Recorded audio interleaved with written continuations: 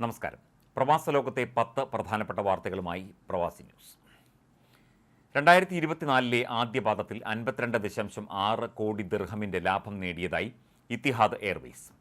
കഴിഞ്ഞ വർഷം ഇതേ കാലയളവിൽ 5.9 കോടി ദിർഹം മാത്രമായിരുന്നു കമ്പനിയുടെ ലാഭം. ഇത്തവണ 791% വർധനയാണ് ലാഭത്തിൽ കൈവരിച്ചതെന്ന് ഇത്തിഹാദ് എയർവേസ് വ്യക്തമാക്കി. 2023 അപേക്ഷിച്ച് 2024 മൊത്ത വരുമാനത്തിൽ 98.7 കോടി ദിർഹമിന്റെ വർധനയും കമ്പനി രേഖപ്പെടുത്തി. ദുബായ് രാജ്യാന്തര വിമാനത്താവളത്തിലെ സ്മാർട്ട് ഗേറ്റ് സംവിധാനത്തിലൂടെ യാത്രാ നടപടികൾ കൂടുതൽ വേഗത്തിലായി. നിലവിൽ 4 സെക്കൻഡിനുള്ളിൽ യാത്രക്കാർക്ക് നടപടികൾ പൂർത്തിയാക്കാൻ കഴിയുന്ന അത്യാധുനിക സ്മാർട്ട് ഗേറ്റുകളാണ് ദുബായ് എയർപോർട്ടുകളിൽ ഉള്ളതെന്ന് അധികൃതർ വ്യക്തമാക്കി. ഒരു ചക്കയ്ക്ക് എന്ത് വില വരും? നമ്മുടെ നാട്ടിലാണെങ്കിൽ 100-200 രൂപ കൊടുത്താൽ ഒരു ചക്ക കിട്ടും. ഗൾഫിലാണെങ്കിൽ കുറച്ച് വില കൂടും. എങ്കിലും മസ്കറ്റിൽ കഴിഞ്ഞ ദിവസം ഒരു ചക്ക ലേലത്തിൽ പോയ തുക കേട്ടാൽ ഞെട്ടും.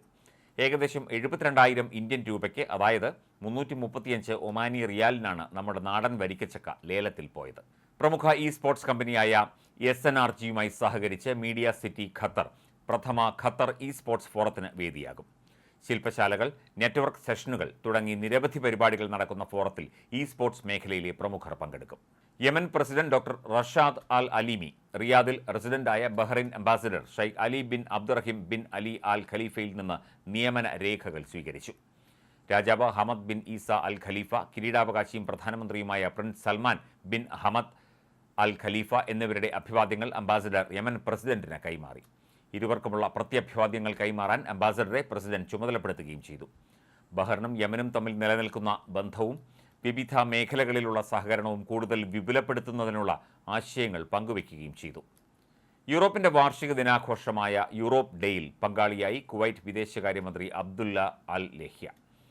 യൂറോപ്യൻ യൂണിയൻ അംഗരാജ്യങ്ങളെ പ്രതിനിധീകരിക്കുന്ന നയതന്ത്ര ദൗത്യ മേധാവികൾ, നയതന്ത്രജ്ഞർ, അന്താരാഷ്ട്ര സംഘടനകളുടെ പ്രതിനിധികൾ എന്നിവർ ആഘോഷത്തിൽ പങ്കെടുത്തു. കുവൈറ്റും യൂറോപ്യൻ രാജ്യങ്ങളും തമ്മിലുള്ള സൗഹൃദപരമായ ബന്ധത്തിന്റെ ആഘോഷമാണ് ഈ അവസരമെന്ന് അൽ യഹ്യ പറഞ്ഞു.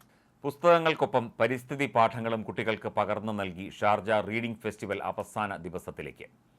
മലിനീകരണം കുറയ്ക്കുന്നതിനൊപ്പം ഭൂമിയെ സംരക്ഷിക്കുന്നതും മുഖ്യ വിഷയമായി അവതരിപ്പിക്കുകയാണ് റീഡിംഗ് ഫെസ്റ്റിവൽ.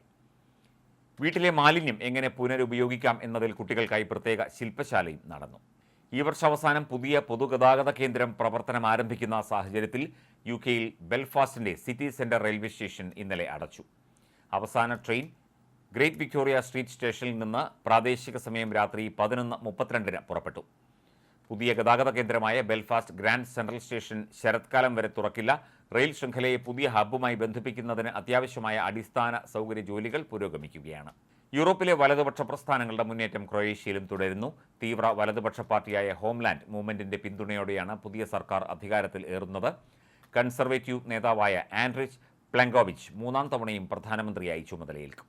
അമേരിക്കയിലെ ടെക്സസിൽ 12 വയസ്സിന് താഴെയുള്ള കുട്ടികളെ വീട്ടിൽ തനിച്ചാക്കി പോയാൽ മാതാപിതാക്കൾക്ക് ജയിൽ ശിക്ഷ കിട്ടുമെന്ന് Texas department of family and protective services അറിയിച്ചു. സ്കൂൾ വർഷം അവസാനിക്കുന്നതോടൊപ്പം കുട്ടികളെ വീട്ടിൽ തനിച്ചാക്കാനുള്ള സാധ്യത കൂടുതലായതിനാലാണ് ഈ മുന്നറിയിപ്പ്.